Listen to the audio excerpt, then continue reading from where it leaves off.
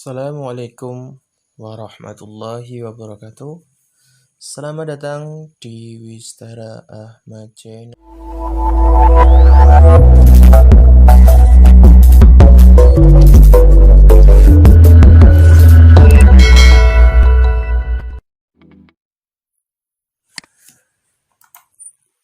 Assalamualaikum warahmatullahi wabarakatuh. Anak-anakku dimanapun kalian berada, alhamdulillah pada kesempatan hari ini kita bisa bertemu kembali pada mata pelajaran fikih kelas 7 MTS Al-Ittihad Ma'arif NU1 Purwokerto Barat. Oke, bagaimana kabarnya hari ini? Alhamdulillah luar biasa. Allahu Akbar. Oke, untuk pertemuan kali ini kita akan belajar bersama tentang menjaga kelangsungan hidup manusia dan lingkungan melalui pengenalan alat-alat bersuci. Namun sebelum Pak Fendi menyampaikan materi, silahkan bagi kalian yang belum subscribe, silahkan subscribe terlebih dahulu agar kalian bisa memperoleh notifikasi ataupun pemberitahuan materi pembelajaran yang Pak Fendi sampaikan melalui YouTube channel ini. Sebelum kita mulai, ya kita membaca basmalah terlebih dahulu bersama. Bismillahirrahmanirrahim. Untuk bab 1 itu ada beberapa subbab, diantaranya adalah bersuci, kemudian ada kedudukan air dalam bersuci, kemudian ada alat bersuci selain air, dan juga yang terakhir hikmah dalam penggunaan alat bersuci. Selanjutnya ada peta kompetensi kaitannya dengan KD3 ya, KD pengetahuan, yaitu tentang memahami alat-alat bersuci dari najis dan juga hadas. Kemudian ini ada indikatornya. Kemudian ini adalah materi ya, pengertian bersuci, perbedaan bersuci, sampai dengan yang terakhir adalah penentuan analogis tentang benda-benda selain air untuk bersuci. Kemudian ini adalah pelaksanaannya ataupun aktivitasnya. Oke, silakan disiapkan ya alat buku tulis ya fikih, kemudian alat tulisnya juga. Silakan dicatat materi pentingnya untuk belajar kalian. Langsung saja kita masuk ke pembahasan yang pertama adalah bersuci. Pengertian bersuci ataupun biasa disebut dengan toharoh ya, toharoh. Menurut arti bahasanya bermakna bersih dan suci dari segala jenis kotoran, baik berupa kotoran tampak mata seperti kencing dan lain sebagainya, maupun kotoran yang tidak tanpa mata ya, sebagaimana maksiat yang berbagai bentuk. Kemudian ada juga pengertian tentang toharoh ya, menurut istilah, yaitu adalah kegiatan bersuci dari najis dan hadas sehingga seseorang diperbolehkan untuk mengerjakan suatu ibadah yang dituntut harus dalam keadaan suci ya, seperti pelaksanaan sholat dan juga tawaf, kita dituntut dalam keadaan suci ya. Kemudian sedangkan arti dalam istilah fikih, toharoh memiliki arti bersih dan bersih dari suci ya, bersih dan suci dari najis dan juga hadas. Nah, di sini ya, bersuci ataupun bersih dari hadas ya, dari hadas itu dilakukan dengan cara berwudu ya, tayamum dan juga mani besar kalau hadas besar. Hadas kecil tayamum dan juga berwudu. Kemudian dari najis dari najis itu meliputi mensucikan badan, kemudian pakaian dan juga tempat. Karena dalam melaksanakan ibadah, ya sholat ataupun tawaf, kita dituntut agar suci badan, suci pakaian, ya, suci juga dari hadas dan hadas besar, hadas kecil, kemudian ya suci dari bersih dari najis. Ya, itu adalah pengertian dari bersuci ataupun toharoh. Berikutnya di sini ada yang namanya perbedaan bersuci dan membersihkan. Ya, bersuci dan membersihkan. Kita lihat unsurnya. Yang pertama adalah menyertakan niat. Yang namanya bersuci itu pasti menyertakan niat. Contohnya misalkan kalian mau berwudu, itu harus menyertakan niat agar wudunya sah, ya, itu menyertakan niat. Tapi kalau tidak ada niatnya, itu namanya membersihkan diri. Ya, ada juga dalam bahasa Jawa itu pelet. Ya, membersihkan wajah, ya, pelet tanpa ada niat ataupun disertai dengan niat. Kemudian bertujuan untuk membersihkan, ya, tujuan untuk membersihkan. Bersuci, ya, tujuannya untuk membersihkan. Ya, membersihkan diri dari hadas besar, membersihkan diri dari hadas kecil, ya. Kemudian membersihkan diri juga termasuk dalam membersihkan tujuannya. Kemudian tata cara diatur oleh syariat Islam melalui ketentuan fikih, pasti, ya. Bersuci pasti ada tuntunan ataupun tata cara mulai dari niat, ya, sampai dengan akhir. Misalkan kalau wudu berarti mulai ini, ya, sunahnya, ya, sampai dengan rukunnya itu diatur oleh fikih, ya, ketentuan fikih. Sedangkan membersihkan diri, ya, mandi biasa, ya, misalkan itu tidak ada tuntunannya. Mulai dari membersihkan badan dulu ataupun apa, itu tidak ada tuntunannya. Kemudian yang terakhir adalah mengikuti pola hidup sehat. Pastinya, ya, yang namanya bersuci itu mengikuti pola hidup sehat dan juga membersihkan diri, ya, itu juga mengikuti pola hidup sehat, ya. Ini adalah terkait dengan gambaran bersuci dan membersihkan. Paham sampai sini? Oke, kita lanjutkan, ya. Kemudian ada dalil, ya.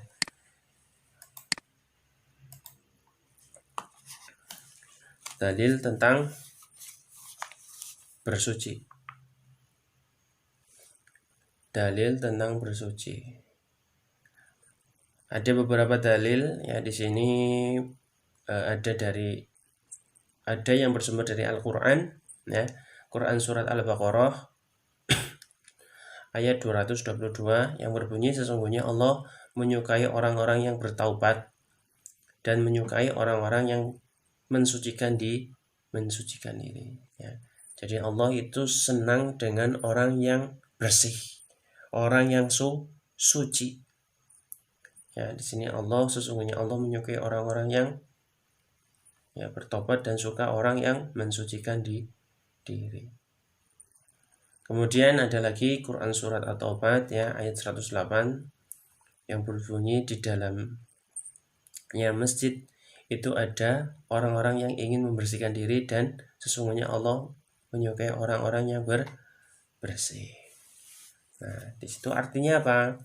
Artinya Allah mensukai, Allah itu suka kepada orang-orang yang mensucikan diri ataupun orang yang bersih, ya. Karena kebersihan itu sebagian daripada iman.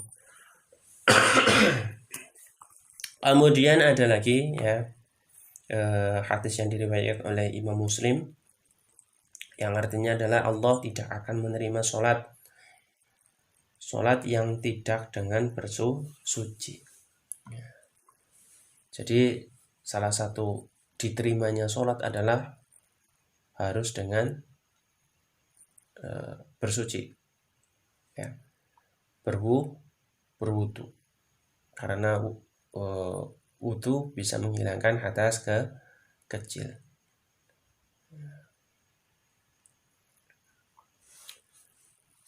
Itu ya dalilnya. Kemudian adalah kedudukan air dalam bersuci.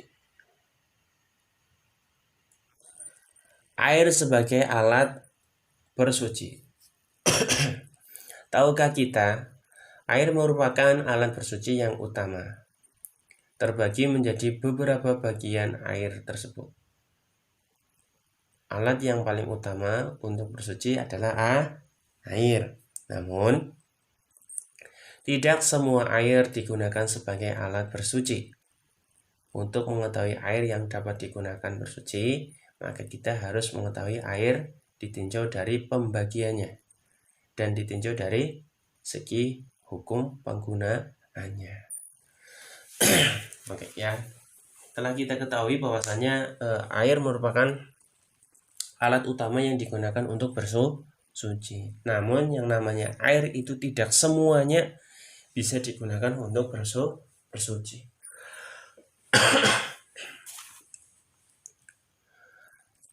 Yang pertama, di sini ada pembagian air ditinjau dari tingkatannya, ya.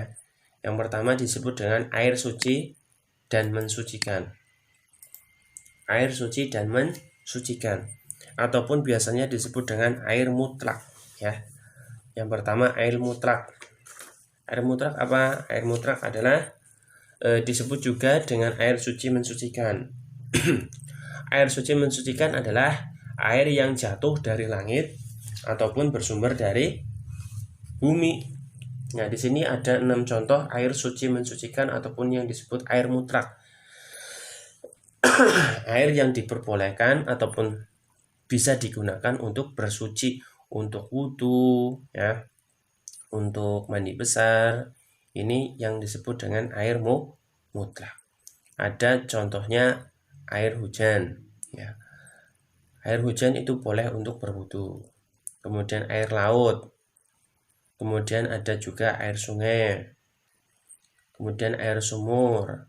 Ada juga mata air. Kemudian ada juga air salju. Ya, ini adalah kategori air mutlak, air yang boleh dipergunakan untuk bersuci. Paham ya? Kemudian lanjut, yaitu tentang yang kedua adalah air suci namun tidak mensucikan, ya. Airnya suci namun tidak boleh digunakan untuk bersuci. Karena apa? Nah, di sini ada sebab-sebabnya, ya. Air suci ataupun air suci namun tidak mensucikan itu bisa juga disebut dengan tohir ghairul muntohir. Yang pertama adalah air suci yang bercampur dengan benda suci sehingga menyebabkan perubahannya salah satu sifat air, baik itu berubah warnanya, berubah rasanya, ataupun bau, ya, dan menghilangkan sifat mensucikan benda lain yang sebelumnya dimiliki oleh air. Ya. Contohnya apa? Contoh air suci namun tidak mensucikan. Nah, contoh yang di sini yang pertama, ya, itu ada air kopi.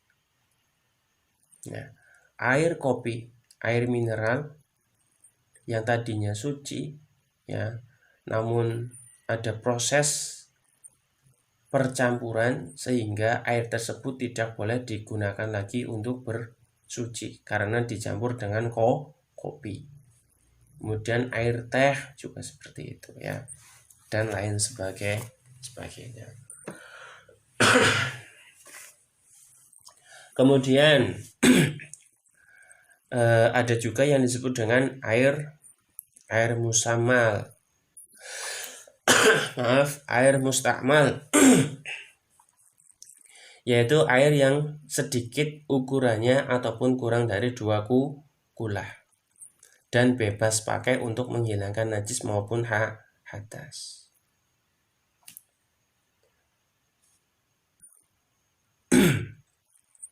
Air mustakmal. Air mustakmal itu ataupun air yang sudah digunakan untuk bersuci itu namanya air mustakmal.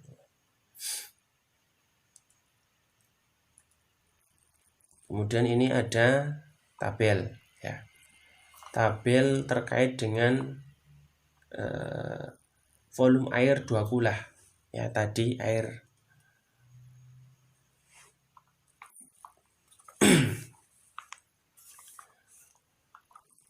pertama adalah ukuran yang digunakan ada kilogram, liter, dan hasta. Nah, keterangannya di sini ya, kilometer 2 kula sama dengan 81 hati syam dan 1 hati setara dengan 2,5 kg. Dengan demikian 2 kula kurang lebih berisi 195,112 kg. Ya, jumlah air. Nah, kalau jumlahnya kurang dari segini, itu tidak boleh digunakan untuk bersuci. Begitu juga ya, ukurannya liter ya, 2 kula sama dengan 10 sampai dengan 15 tin yang dapat disetarakan dengan 270 liter air. Kalau kita bersuci dengan air yang jumlahnya kurang dari ini, itu tidak sah untuk bersuci. Ada juga yang menghitung 2 kulah itu sama dengan panjangnya 60 cm, kemudian kali lebarnya 60 cm dan juga tingginya 60 cm, ataupun kalau dijumlah itu ada 216.000 cm kubik. Nah, itu jumlah 2 kulah. Jadi diingat-ingat, kalau misalkan kita mau bersuci, kalau airnya kurang dari jumlah ini, itu tidak sah untuk bersuci. Airnya suci namun tidak mensucikan karena kurang dari 2 kulah. Oke, paham ya? Begitu juga hasta ya. Kolam penampungan yang terbentuk persegi 4, maka 2 kulah air diukur dari debit kolam yang diukur panjang lebar dan juga kedalamannya adalah 1,05 hasta, yang sedang 1 hasta kurang lebih adalah 45 cm, sehingga panjang lebar dan juga kedalaman masing-masing berukuran 56 cm. Kemudian kolam penampungan air melingkar ya, misalkan kalau ini itu persegi 4, kalau ini melingkar ya, maka ukurannya berapa kalau 2 kulah? Ukurannya adalah 90 cm, kemudian diameternya adalah 45 cm ya. Kalau ukurannya seperti ini ya dan airnya full, itu boleh digunakan untuk bersuci. Namun kalau misalkan walaupun ukurannya seperti ini, debit airnya itu kurang ya, kurang dari 200 liter, 270 liter, itu kurang sah untuk melaksanakan ya, untuk bersuci. Berikutnya ya. Nah, ini contoh lagi, contoh air suci namun tidak mensucikan ya. Contohnya air yang keluar dari tumbuhan baik yang mengalir dengan sendirinya ataupun sengaja dibuang. Contohnya apa? Air yang keluar dari pohon bambu ya, itu tidak boleh digunakan untuk bersuci. Kemudian jenis yang lainnya, macam air yang lainnya itu ada yang namanya air bernajis ataupun disebut juga mutanajis. Air mutanajis adalah air dalam volume sedikit dan terbatas yang terkena ataupun tercampur dengan benda-benda najis dalam berbagai tingkatan. Itu yang disebut dengan air mutanajis.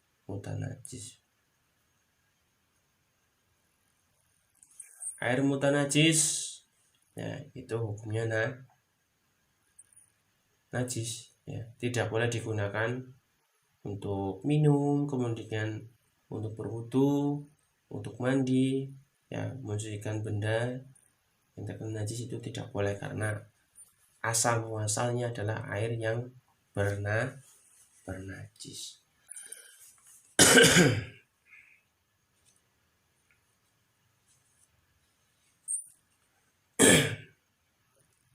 Oke, Bapak, yang dilanjutkan, ya. Kemudian air ditinjau dari hukum penggunaannya.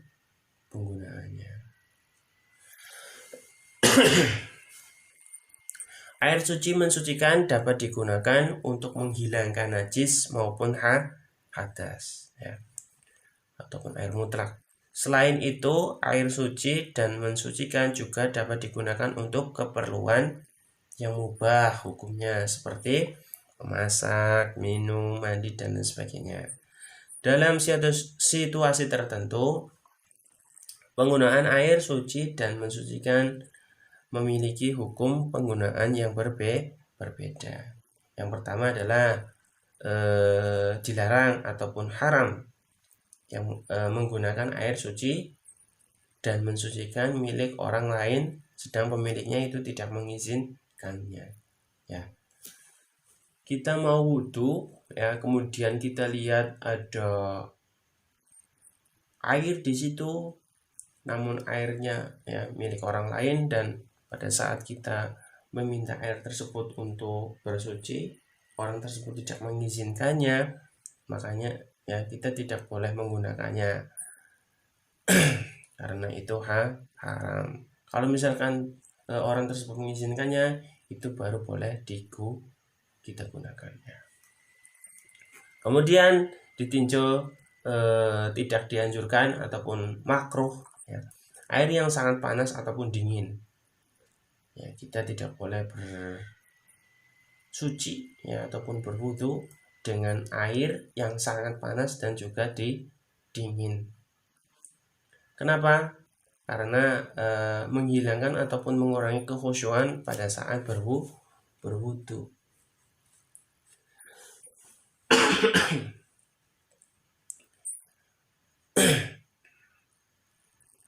Kemudian adalah, ya, berikutnya adalah air suci namun tidak mensucikan ataupun tadi tohir khairu muntohir. Hukum penggunaan air ini, ya, suci namun tidak mensucikan, ya, diklasifikasikan menjadi dua. Yang pertama adalah air suci yang bercampur dengan benda suci. Kemudian air suci dari tumbuhan maupun buah-buahan. Ya, yang pertama air suci yang bercampur dengan benda suci. Tadi contohnya apa? Ya, air kopi, air teh, ya, air susu.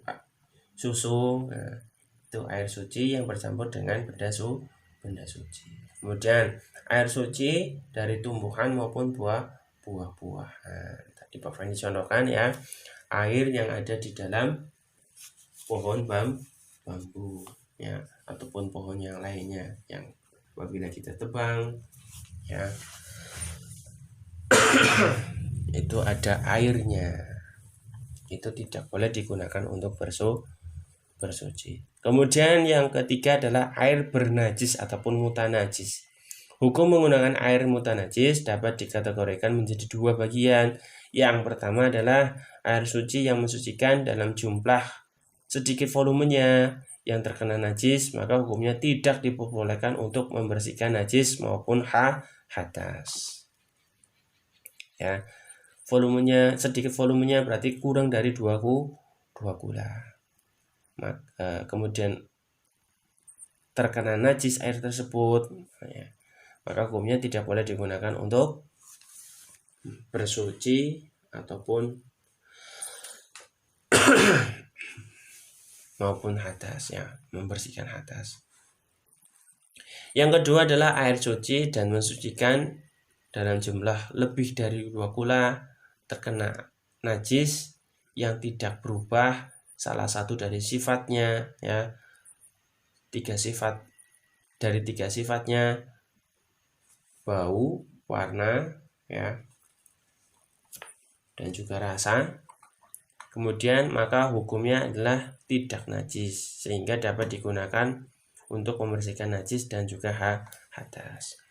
Nah, di sini, ya, apabila kita berjumpa dengan air yang lebih dari 2 kula, tadi ukurannya sudah apa yang disampaikan. Kemudian air tersebut terkena najis, ya, yang tidak berubah salah satu dari 3 sifat, ya, maka air tersebut dapat digunakan untuk bersuci. Oke, sampai sini. Oke, materi yang Pak Fendi sampaikan cukup sampai sini, ya. Nanti kita lanjutkan kembali. Namun apabila ada pertanyaan, silakan bisa langsung WA ke saya. Dan marilah kita tutup pembelajaran hari ini dengan membaca hamdalah bersama alhamdulillahirabbil alamin. Oke, apabila ada kekurangan dalam penyampaian, Pak Fendi mohon maaf yang sebesar-besarnya. Saya akhiri, wassalamualaikum warahmatullahi wabarakatuh.